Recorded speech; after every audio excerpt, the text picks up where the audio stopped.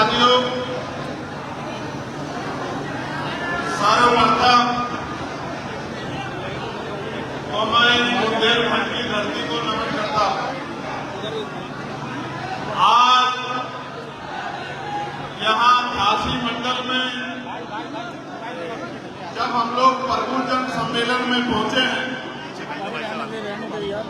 तो प्यारे साथियों, मैं आपको याद दिलाना चाहता हूं कि ये प्रभुजन सम्मेलन सहारनपुर से शुरू हुआ, फिर मेरठ मंडल के हापुड़ में हुआ, उसके बाद गाजीपुर में हुआ बनारस मंडल का, फिर आगरा मंडल के आगरा में हुआ, फिर उसके बाद 5वां सम्मेलन लखनऊ में हुआ प्रदेश की राजधानी में, और आज हम लोग 6ठे सम्मेलन में मध्य प्रदेश के बॉर्डर, ग्वालियर के बॉर्डर और बुंदेलखंड की क्रांति धरा पर झांसी में है। और झांसी के इस सम्मेलन में आके आपका जो जुनून देख के मैं पूरी जिम्मेदारी से कह सकता हूं कि आने वाला कल सुनहरा होगा। उत्तर प्रदेश में, उत्तर प्रदेश की गद्दियों पर हकवंचित बहुजन समाज का पहरा होगा। इस बात का मेरा विश्वास और बुलंद हो रहा है।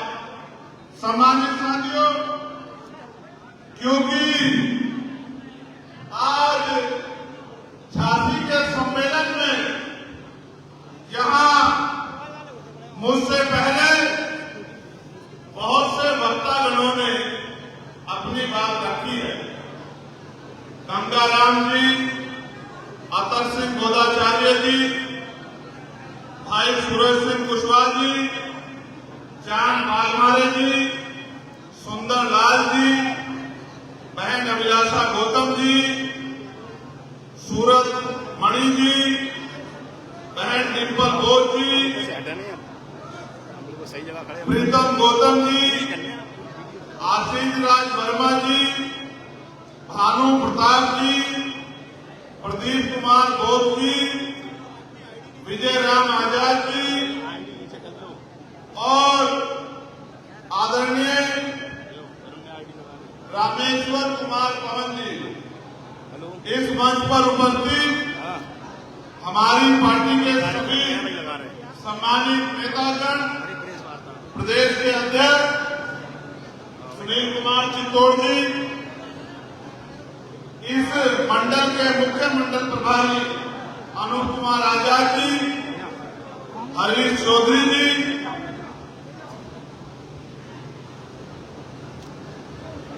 बबलू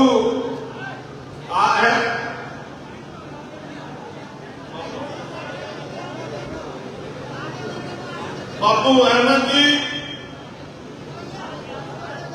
जिलाध्यक्ष झांसी सोनू कुमार जी, जिलाध्यक्ष जालौन नीरज कुमार जी, जिलाध्यक्ष ललितपुर रामाकांत जी, युवा मोर्चा के मंडल अध्यक्ष करण चौधरी जी,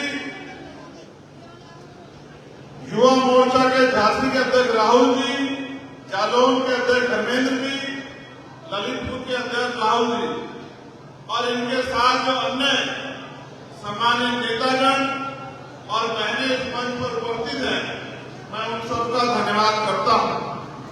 साथ साथ मैं मीडिया के बंधुओं का और टीम बदलाव के साथियों का भी बहुत बहुत धन्यवाद करता हूं। मैं जब ग्वालियर से चला हूं, 40-45 डिग्री टेम्परेचर पे कई घंटे से बहनें, बच्चे, माएं, दादियां, बुजुर्ग, नौजवान साथी इस कठोर गर्मी में झंडा लेके खड़े थे। मैं उन सबका भी बहुत बहुत धन्यवाद देता हूं जो ये आशा, विश्वास और प्यार अपने मन और दिल में लेकर बैठे हैं कि इस आंदोलन के जरिए उनके जीवन में बदलाव होगा। सम्मानित साथियों, मैं अपनी बात को शुरू करने से पहले सभी संतों, गुरुओं और महापुरुषों को भी नमन करता हूं। मैं करुणा के सागर गौतम बुद्ध जी से लेके जगत गुरु सतगुरु रविदास जी महाराज, भगवान वाल्मीकि महाराज, गुरु कबीर जी, संत गाडगे जी महाराज, नारायण गुरु, क्रांति सूर्य राजपिता ज्योतिबा फूले, आरक्षण के जनक छत्रपति साहू जी महाराज, विश्वरत्न डॉक्टर बाबा साहब अम्बेडकर, महामना रामसूर वर्मा, चौधरी महाराज सिंह भारती, बाबू जगदेव प्रसाद कुशवाहा, पेरियार ललन यादव, पेरियार ईवी रामानायकर स्वामी, बाबू सिद्धराज चौरसिया,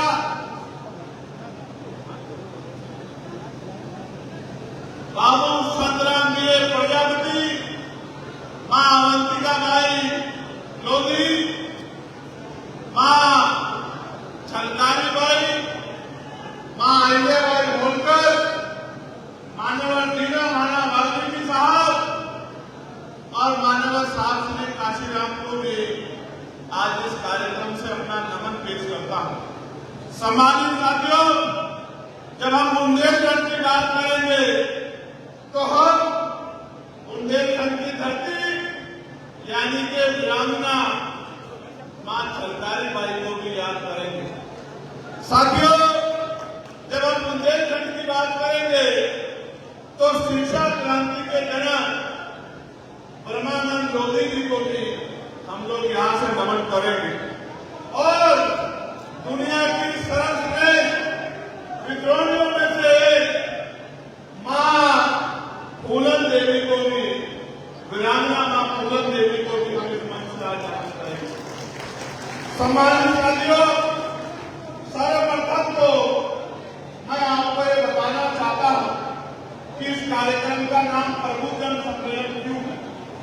क्योंकि साथियों, पिछले लंबे समय से हम लोग ये देख रहे हैं कि कुछ पार्टियां भारतीय संविधान के विरोध में जाकर और मनवादी विचारधारा को मानते हुए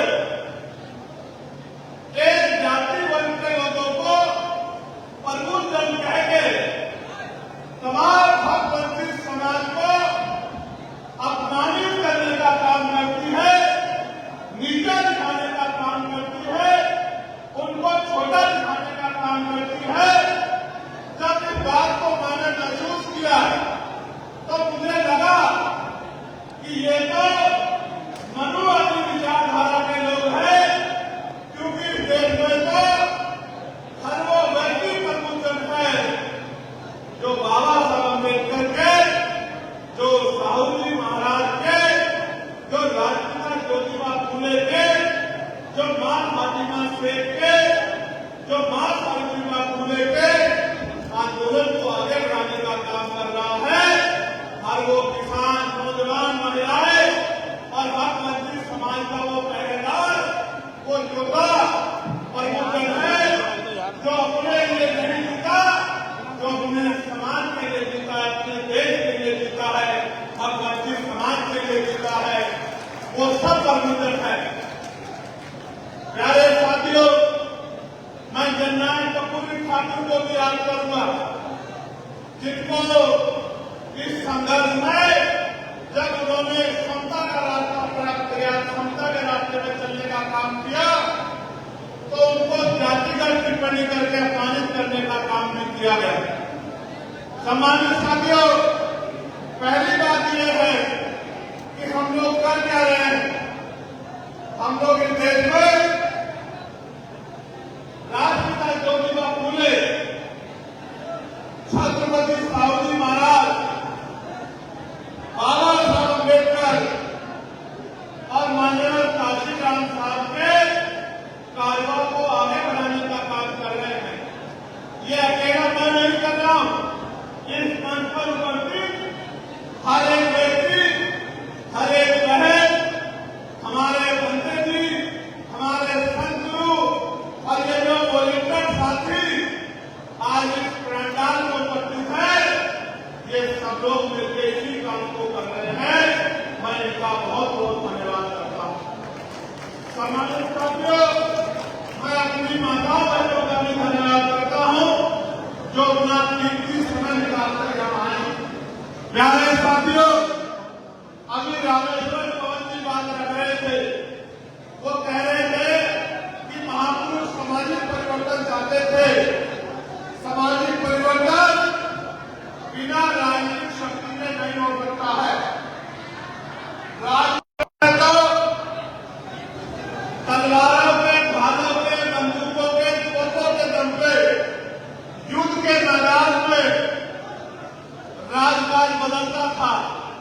लेकिन इन महापुरुषों के संघर्ष से 26 जनवरी 1950 को जब संविधान देश में लागू हुआ है तो महापुरुषों ने ये शक्ति आज की उंगली में दे दी है।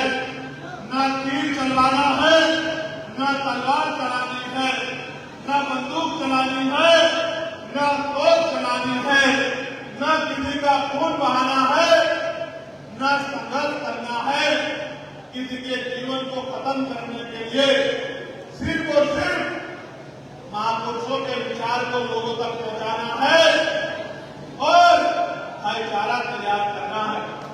माननीय काशीराम साहब कहा करते थे कि राजनीतिक दल को कोई भी बना सकता है। मेरी बात पे गौर करना नौजवान साथियों, महापुरुष कहा करते थे और उसमें भी माननीय काशीराम साहब कहा करते थे राजनीतिक दल को कोई भी बना सकता है, मैं बहुजन समाज बनाने के लिए निकला। आज आप इस मंच पर देखो, आज इस मंच पे बहुजन समाज है। यहाँ दलित समाज के लोग हैं, यहाँ पिछड़े समाज के लोग हैं, यहाँ महिलाएं हैं, यहाँ किसान है, यहाँ अल्पसंख्यक समाज, मुस्लिम, सिख, जैन, बौद्ध, ईसाई समाज के लोग हैं। असल बहुजन समाज ये है, यही बनाने के लिए हम लोग निकले हैं कि पहले बहुजन समाज बनाया जाए, फिर उसमें भाईचारा पैदा किया जाए। और जिस दिन आपने बहुजन समाज बना लिया, मेरी बात को याद रखना, न उत्तर प्रदेश की राजनीति और न दिल्ली की राजनीति आपसे दूर नहीं होगी मेरे लोगों। अब एक बार बहुजन समाज बना लो, एक बार बहुजन समाज बना लो। आज मैं धन्यवाद दूंगा तीन बदलाव के साथियों को। मैंने जगह जगह में बैनर देखे, महापुरुषों के बैनर, मेरे दिल में अत्यंत प्रसन्नता हुई। हमें आगे भी इस कारगर को आगे बढ़ाना है। जहां जहां सम्मेलन होंगे, हमें एक एक महापुरुष की तस्वीर को लगाना है और ये संदेश देना है कि आज जो हमारे आंदोलन पर चारों तरफ से हमले हो रहे हैं, उन हमलों का असल कारण ये है कि हम एक जाति का आंदोलन नहीं चला रहे हैं, हम भाईचारे का आंदोलन चला रहे हैं, बहुजन समाज का आंदोलन चला रहे हैं। सम्मानित साथियों, मेरे जिम्मेदार साथियों, इस बहुजन सम्मेलन में हमने महत्वपूर्ण 4-5 विषय रखे हैं। उन 4-5 विषयों में सारी समस्या का हल है।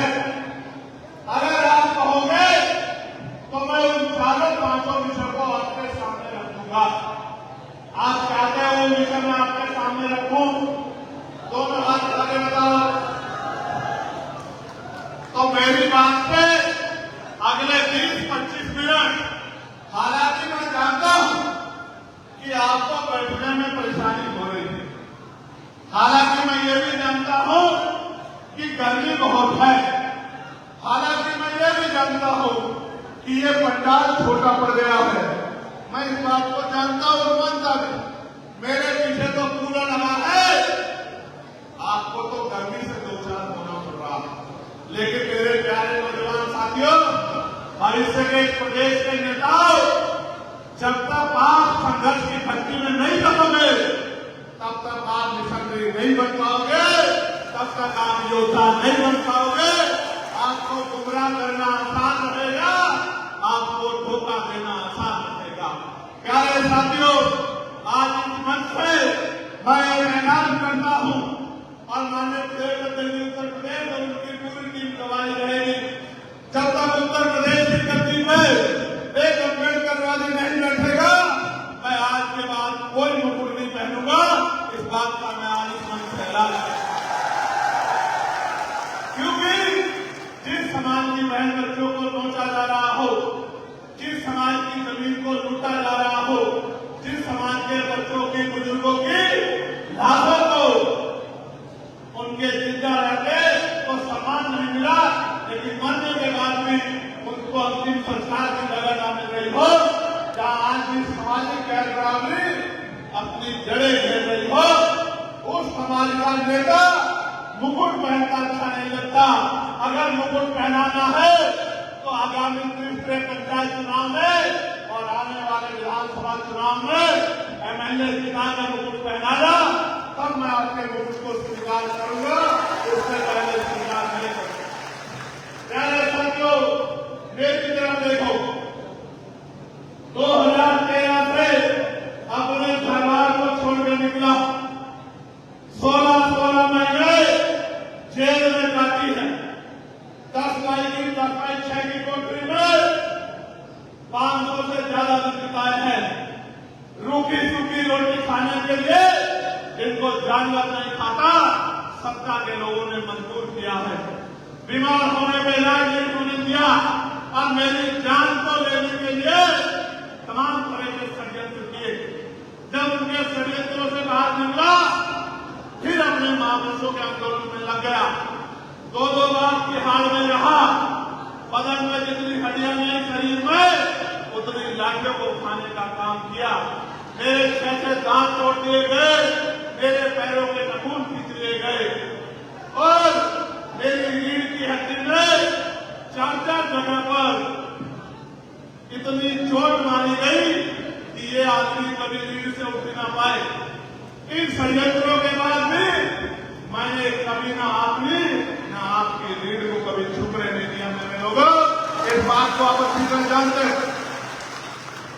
जब इससे भी पेट नहीं भरा तो जून के महीने में, इसी महीने में मेरे ऊपर 4 गोली चलाई गई। 4 गोली।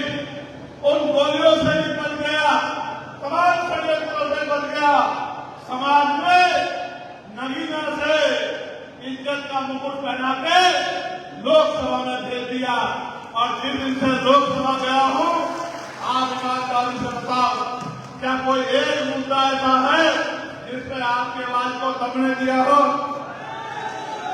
चाहे बाबा साहब अम्बेडकर की जयंती का मामला हो, चाहे निजी क्षेत्रों में आरक्षण का मामला हो, चाहे बहन बेटियों में होने वाले अत्याचार का मामला हो, चाहे रोटी कपड़ा मकान का मामला हो, चाहे उत्तर प्रदेश की आंगनबाड़ी आशा बहनें, भोजन माता, पुलिस के साथियों का, या फिर होमगार्ड के भाइयों का, पीआरडी के जवानों का, ग्राम रोजगार सेवकों का, या फिर पंचायत सहायकों का, या 69,000 भर्ती के बच्चों का, या पुलिस भर्ती के बच्चों का, कोई एक ऐसा मामला नहीं है, चाहे किसानों का मामला हो, सबकी आवाज को उठाने का काम किया, सबकी आवाज बनने का काम किया। और आज भी डटा हुआ हूं। ये बात आपको इसलिए कह रहा हूं कि आज तो यहां उत्तर प्रदेश में तमाम तरह की बातें हो रही हैं। एक दल तो जिसने दलितों से प्रमोशन में आरक्षण का अधिकार छीन लिया, वो आज दलितों की वोट को, पिछड़ों की वोट को लूटने का प्रयास कर रहे हैं। हमें समझदार बनना पड़ेगा, खबरदार होना पड़ेगा। हमें सबकी तरह निगाह दौड़ानी पड़ेगी, क्योंकि जब से लखनऊ का सम्मेलन हुआ है, विपक्ष हो या सत्ता, सबकी राजनीतिक जड़ें हिल गई है। क्योंकि लखनऊ के सम्मेलन ने ये इशारा दे दिया था कि हवा बदल रही है। जो नगीना में हुआ था वो पूरे उत्तर प्रदेश में दोहराया जाएगा। अब नौजवानों ने संकल्प लिया।